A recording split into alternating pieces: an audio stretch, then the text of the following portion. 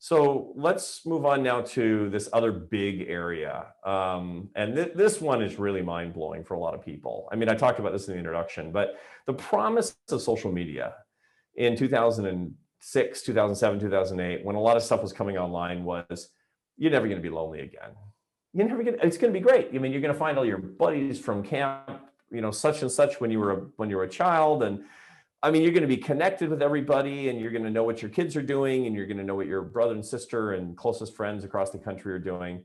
And yet you've found very clearly, and you're keeping this comprehensive database as a Google Doc that everybody, I look at it, it's just a wonderful resource. Yeah, John that might shows, yeah, if we go on your site, we'll find it. And I've actually linked to it in the Atlantic and in the Washington Post because it's such a valuable resource.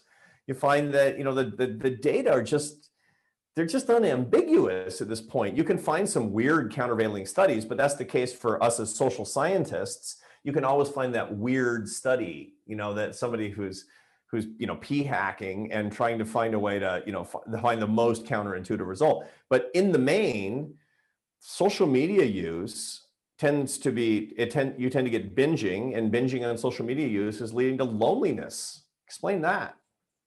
Yeah, so complicated topic, and another one where there is some back and forth, in the area, but it seems clear. A couple things are pretty clear. So first, let's say we make the argument, as some people have, that spending more time on social media isn't related to happiness. Now, I don't think that's true. We'll come back to that. But let's make that argument. Well, here's the problem.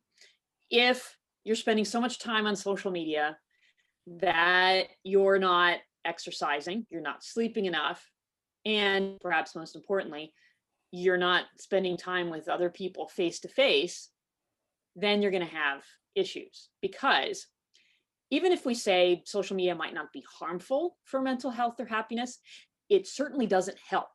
Nobody's been able to find that yet. There are some people who find, fairly null results, and that is a whole other can of worms, because you're right. I think they really went looking for the null, and we could discuss exactly why, but yeah, to get published. Yeah, well, exactly, perhaps. But I haven't seen anybody yet argue if you spend 5 hours a day on social media that will improve things in your life. Maybe a couple fringe folks here and there will still try to make that argument, but it's pretty rare, because basically social media is a pale shadow of actually interacting with somebody face to face. Even a Zoom call like this is in real time. We can see each other's faces. We can laugh together. We can have a conversation.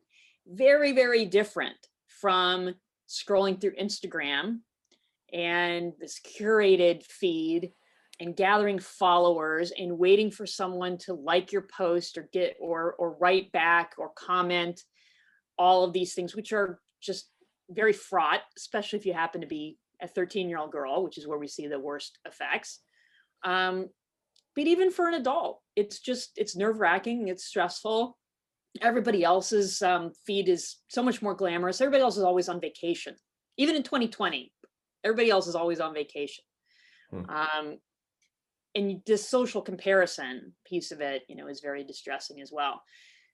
So basically, yeah, social media has its advantages at times, and using it a little bit, an hour or so a day certainly doesn't seem to have negative effects. But you go a lot beyond that, particularly for teen girls, and that's where we start to see that it's actually negative for depression, loneliness, unhappiness, and so on.